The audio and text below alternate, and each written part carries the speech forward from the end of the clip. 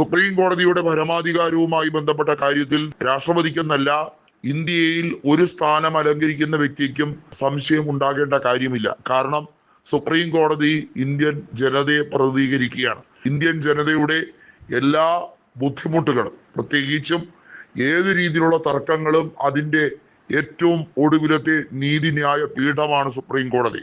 Supreme കോടതിയുടെ മേൽ ഏതെങ്കിലും രീതിയിൽ അവകാശം ഹരിക്കുന്ന രീതിയിലുള്ള പ്രവർത്തനം BJP സർക്കാർ നടത്തിയാൽ അതിന് വലിയ വില കൊടുക്കേണ്ടി വരും എന്ന് വീണ്ടും ഓർമ്മിപ്പിക്കുകയാണ്.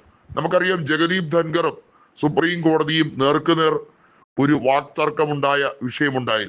പിന്നീട് ഇതേ സുപ്രീം കോടതിയിലെ തന്നെ വേർഡിക്റ്റ്, അതായത് ജസ്റ്റിസ് യശ്വന്ത് വർമ്മയുടെ ഇംപീച്ച്മെന്റുമായി ബന്ധപ്പെട്ട കാര്യത്തിലാണ് ധൻഖർ രാജിവെച്ചൊഴിയേണ്ടി വന്നത്. ഒന്ന് ആലോചിക്കണം, സുപ്രീം കോടതിയെ ന്യായീകരിക്കാനും സുപ്രീം കോടതിയുടെ അവകാശങ്ങൾ ശരിയാണ് എന്ന് പറയാനും ശ്രമിച്ച ജഗദീപ് ധൻഖറെയാണ് BJP കരിവേപ്പല പോലെ എടുത്തു കളഞ്ഞത്.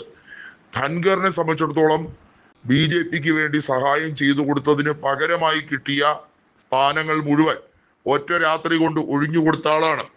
ഇപ്പോൾ CP രാധാകൃഷ്ണൻ ഇരിക്കുമ്പോഴും അദ്ദേഹം ഈ കാലാവധി സുഗമമായി തികയ്ക്കില്ല എന്ന് കപിൽ സിബലും അതുപോലെ തന്നെ മുതിർന്ന അഭിഭാഷകരും ഉറപ്പായി പറയുന്നത് എന്തിന്റെ അടിസ്ഥാനത്തിലാണ്?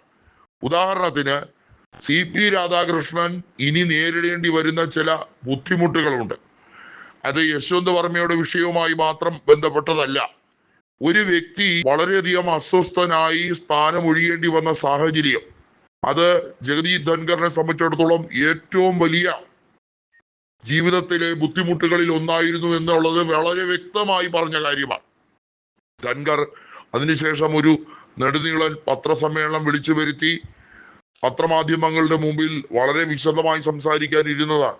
എന്നാൽ അദ്ദേഹത്തിന്റെ ജീവന് ഭീഷണി ഉണ്ടാകുന്ന രീതിയിലുള്ള പല ത്രട്ടുകളും വന്നു എന്നുള്ളത് പ്രതിപക്ഷം പറയുകയാണ്. CP രാധാകൃഷ്ണന്റെ ഗുണ്ടായിസമൊന്നും പാർലമെന്റിൽ ചെലവാവുകയില്ല എന്നുകൂടി കോൺഗ്രസ് നേതൃത്വം ഓർമ്മിപ്പിച്ചിരിക്കുകയാണ്.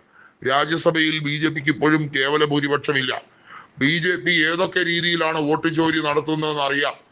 ജനാധിപത്യത്തെ കശാപ്പ് ചെയ്യാൻ വേണ്ടി CP രാധാകൃഷ്ണൻ എന്ന പുതിയ ഒരു അവതാരത്തെ വലിയ തോതിൽ അങ്ങ് ഉപയോഗിച്ച് കളയാമെന്നാണ് BJPയുടെ നയമെങ്കിൽ അതിനെ തടുക്കാനുള്ള പ്രാപ്തി സുപ്രീം കോടതിക്കുണ്ട് എന്നതുകൂടി ഇന്ത്യ മുന്നണി പറഞ്ഞിരിക്കുകയാണ്.